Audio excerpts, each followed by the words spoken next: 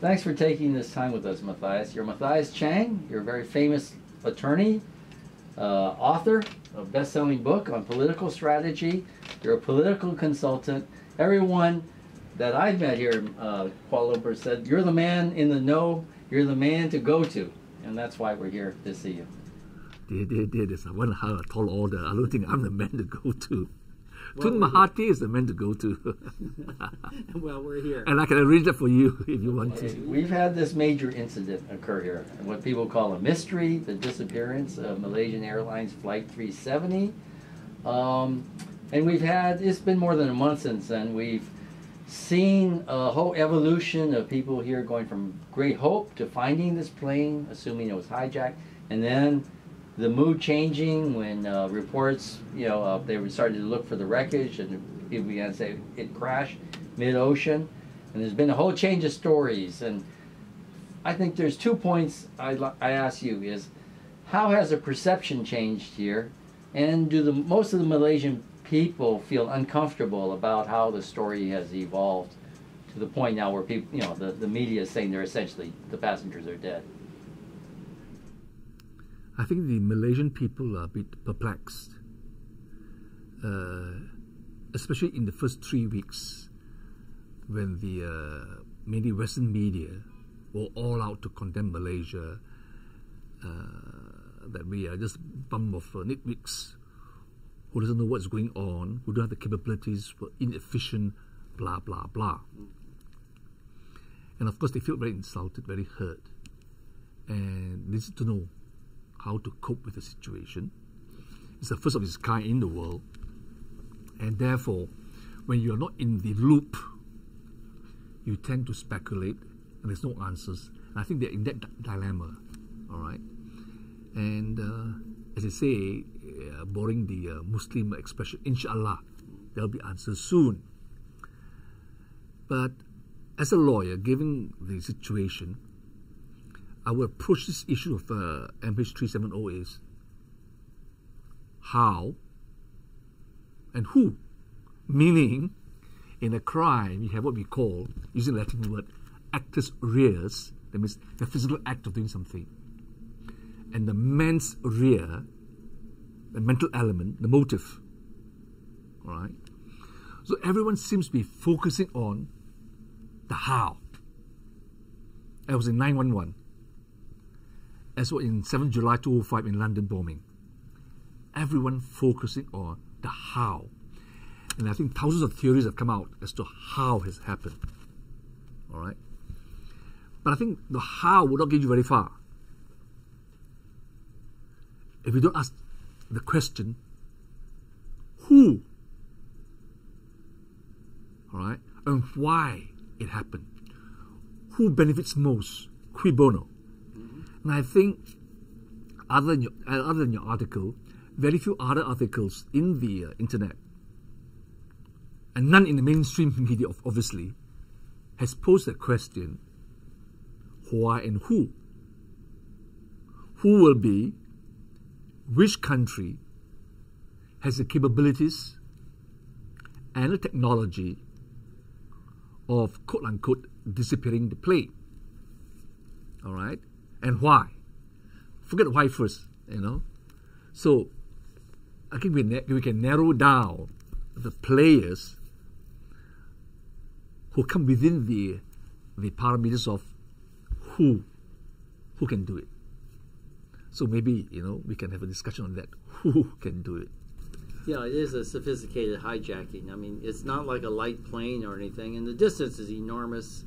The route is not exactly the safest route. It went over 2 oceans, 2 major bodies of water, over a large mountain chain here in Malaysia. I passed that mountain chain by train. There's these massive mountains to fly over. It's hard to do at daytime, but at night, it's much more dangerous, especially the reports where they're flying at a low altitude.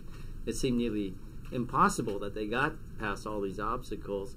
So this would imply either the pilot was extremely skillful, or that whatever kind of remote technology they have to take over a plane and pilot is very sophisticated. It's as good as a human being in there. So how do you read that situation of the WHO?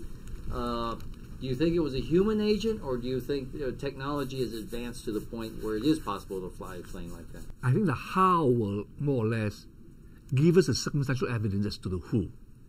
Okay. Now, let's backtrack a bit as to the how. Okay. Look at the plane, the original route that was going towards Beijing. I used to fly on that plane, that flight, very often. When I go to Beijing, it's that flight, MH370. The return flight is MH371. All right? It's something very personal, actually. My daughter flew back on 371 the day before. Oh. Okay? Because that is the flight, 370 to Beijing and 371 coming back. Went towards Vietnam. Okay, it seems this is what they allege. It turned back, all right, across the peninsula Malaya, then go up north, all right, okay, and pass 3 waypoints towards Thailand, past the Andaman Sea, and then abruptly turn south. Now let's pause for a while at that point, that scenario, that geographical area whereby the plane turned back and flew across the peninsula into the Straits of Malacca and went north, passing the Andaman Sea towards Thailand. All right, okay. Now, what surprises me was at that material time, and I lack the technology to go into more detail, but hopefully in time to come, I'll do my research. There was a huge military exercise going on. Cobra Gold and Cope Tiger. Cobra Gold was going on. Yes, and Cope Tiger. From 11th February, all right, to 21st March. Okay. And for the last, 20 years, the main countries involved in that 2 exercises were led by USA, Thailand, and Singapore. All right. And then subsequently, Indonesia was invited, South Korea, Japan, Malaysia, and this year, 2014, China was invited as observers. I think they sent a delegation of about 20 of them as pure observers. And this particular exercise, 2014, there was a special component of search and rescue. All right. Now, so I'd like to ask the listeners of Rand's Radio and yourself, why would the plane turn back? Whoever the powers that be who wants the plane to turn back, all right, go to that area where I don't care what altitude you're traveling. You're going into the eye of the storm, the eye of the military exercise storm. All right? The most advanced aircraft will be there. Was there? Were there? So were the navies of the 3 countries. Yes. Okay. And of course, when you have such a huge exercise, you must have all the necessary equipment, the radar and the surveillance equipment all there to protect the entire armada of ships and planes. It's huge. So why would... It's normally a heavily surveilled area. Precisely. All the oil fields, gas Precisely. fields are there. So it's more so during this exercise. Yes, massively covered. So why would that plane be heading towards that direction in the first place, and before turning towards south? I think it's a very critical question. I don't have the answer, all right? But in a military exercise of that nature, you have another type of plane, the AWACS, will be there all the time. Sure. Okay. So the first question that popped into my mind when the MH disappeared, the thing that struck me straight away was the exercise. I was aware of the exercise going on since it was February 11th. All right? And the coincidence of 911 exercise, under the cover exercise, Twin Towers attack. In 7 July of 2005, all right, on the very morning in which the bomb exploded on the 4 tube stations, I still have the video. The London bombing, the London tube The bombing. gentleman who was in charge of the terror bombing exercise came straightly on BBC and says, right, well, this morning, would you believe me, I was conducting exercise with 1,500 people, at exactly the 4 stations in which the bombing took place.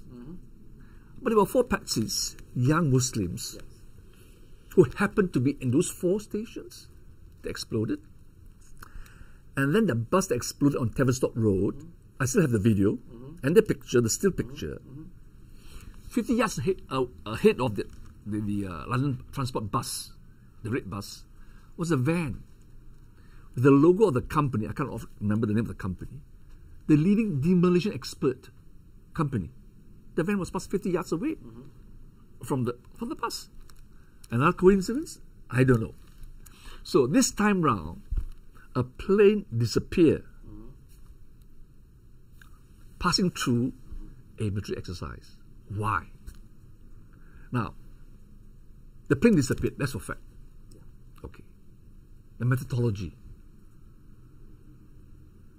Going through the storm of the eye of military exercise doesn't compute that it could be a pure civilian act or so-called some jihadist terrorists. That's not my take. Well, there were these 2 Iranians aboard, but even the United States government cleared them and said they're definitely not terrorists. They were just, again, you said the word patsies. Yeah. But basically the word patsies seemed to be set up to be on that flight. But what was interesting was within the first day of the disappearance of the plane, Israel was accusing Iran of hijack. Yes. Why would that come about just like that? Yes. All right. Without foreknowledge. Precisely. Whether it's foreknowledge, what the first country that was so emphatic, so assertive that this was an Iranian hijack. All right. And Israel went on alert, you know. They actually went on alert. Oh, I didn't know that. Yeah, there was a military alert. Okay. So beside that point of Israel doing this, making all these accusations, the fact still remains. Okay, the plane went to that direction. Yes. Okay. Now we backtrack a bit, right? Ask ourselves. Well, actually, you know, it went into the Gulf of Thailand too. You know, Yeah. so the exercises are going on Both sides, precisely. So it penetrated the airspace, and that's what people they talk about the sea between Malaysia and Vietnam. Well, that's the Gulf of Thailand. Yeah, that's where precisely. the exercise, naval exercise, air exercise going, and then up the Andaman Sea coast, as you mentioned, you know, that it went up. There are 2 air bases. I think one is Korat and the other one is Scotland. Is Yo Tower. I can't remember the exact name. Which is really down south at the base of the of Thailand. Well, that's the 3rd military headquarters. Precisely. There. Yeah, Okay. Massive amount of surveillance there. Yes. Oh, yeah. So,